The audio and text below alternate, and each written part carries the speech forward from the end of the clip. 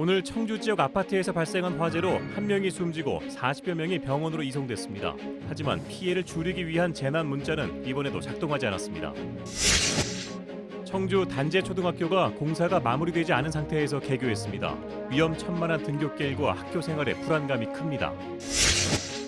시민사회단체가 마한시대 유물이 대량으로 출토된 청주 테크노폴리스 유적지를 보존해야 한다고 주장하고 나서면서 청주시와의 갈등을 예고했습니다.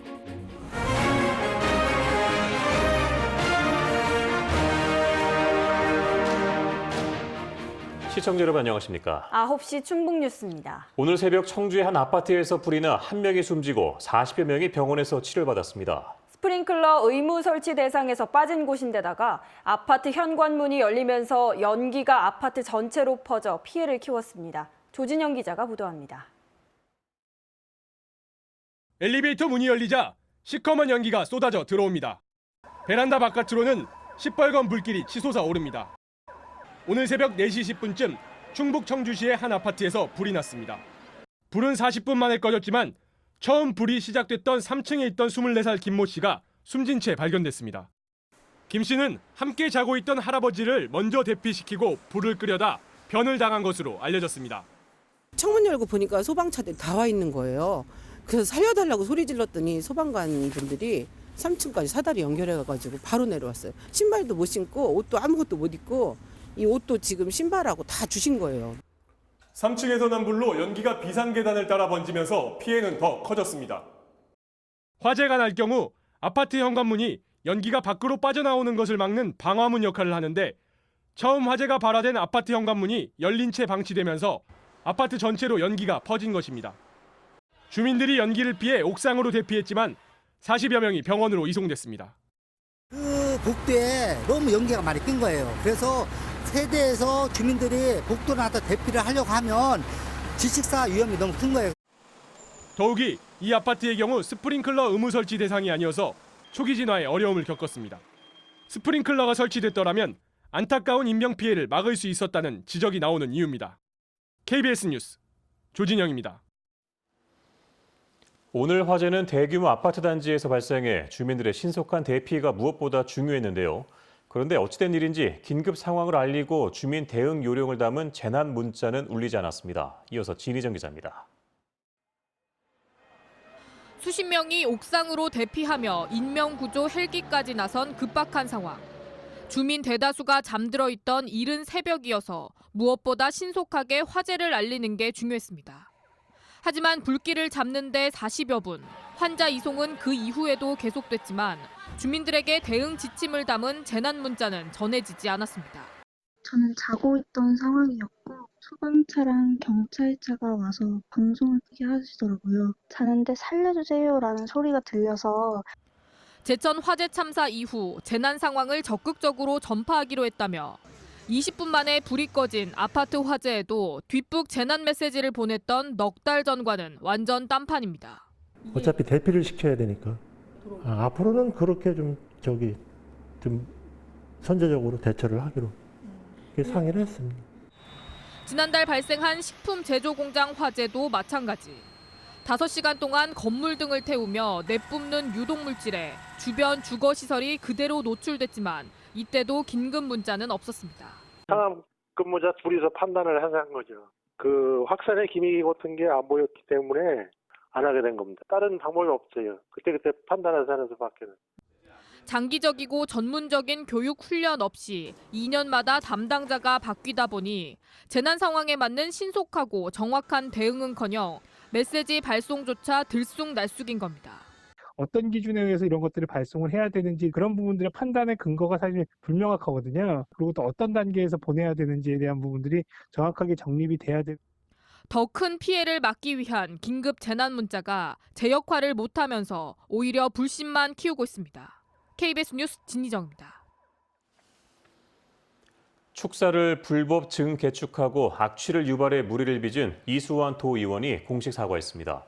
이 의원은 오늘 본인 소유의 축사로 물의를 일으켜 사죄의 말씀을 전한다며 진천군이 시정명령을 내린 불법 가설 건축물을 적법하게 처리하고 악취 등 주민 불편이 지속된다면 축산농장을 폐쇄하겠다고 덧붙였습니다.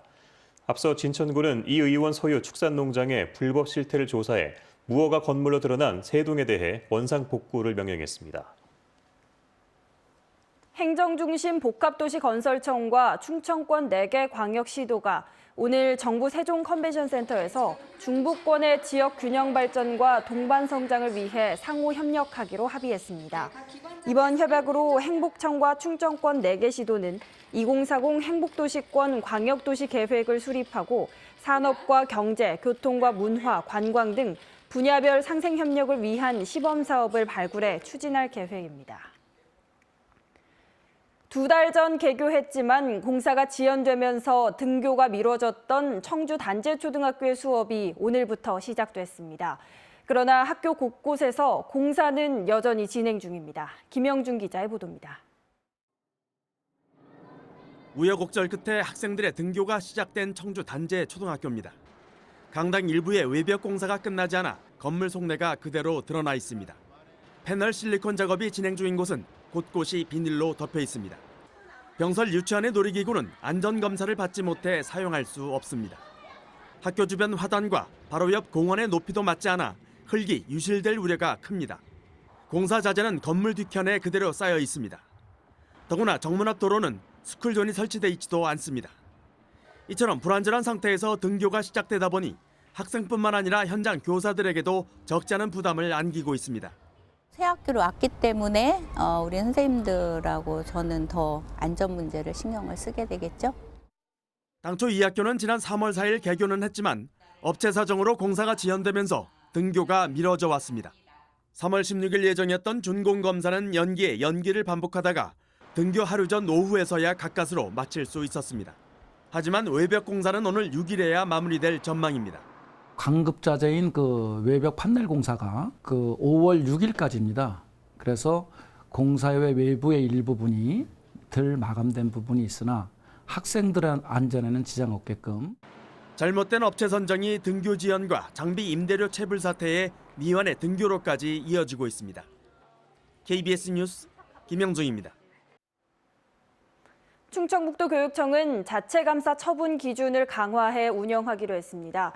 충북교육청은 인권 침해, 학교 안전사고, 학교생활기록부 허위 기재, 갑질 행태 등 15개 지정 유형을 신설하고 교육과정 운영과 교직원 임용 등 96개 지적사항에 대해서는 징계 처분이 가능하도록 강화했습니다.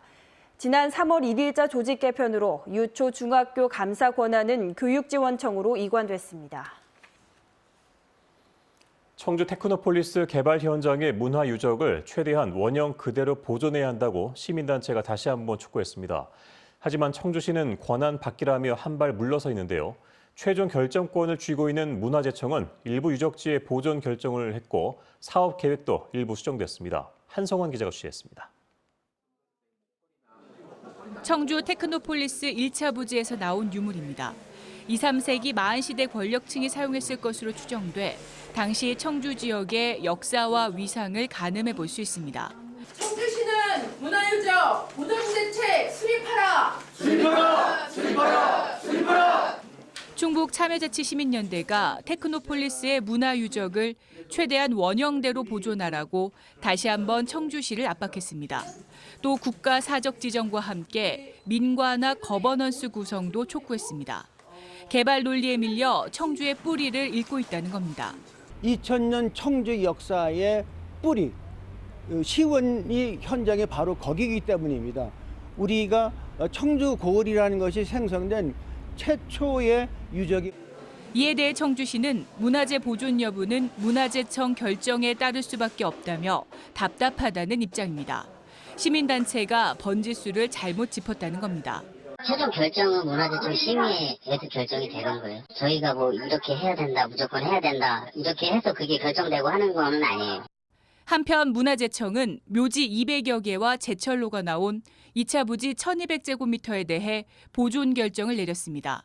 또 사업 시행자인 주식회사 청주TP 자산관리도 3차 부지에 문화재 매장 유력지 4곳, 22만 제곱미터를 공원으로 묶어 아예 개발하지 않기로 했습니다. 하지만 강경한 입장을 고수하는 시민단체가 납득할 만한 조치일지 문화재 보존 방식과 범위에 대한 갈등은 당분간 이어질 전망입니다. KBS 뉴스 한성원입니다. 최근 이틀 새 국내를 뒤덮은 미세먼지가 송화가루 등 식물성 발원 먼지와 몽골발 황사 영향인 것으로 나타났습니다.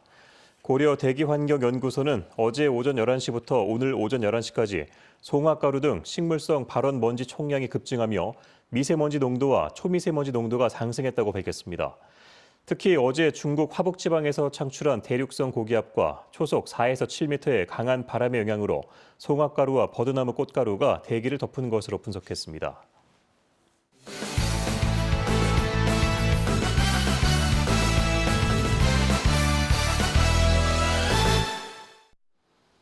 청주지방법원은 환자 등의 개인정보를 도용해 수면 유도제, 졸피뎀을 처방받아 복용한 혐의로 구속 기소된 간호사 46살 A씨에게 징역 1년에 집행유예 2년을 선고했습니다. 충북뉴스 마칩니다. 고맙습니다.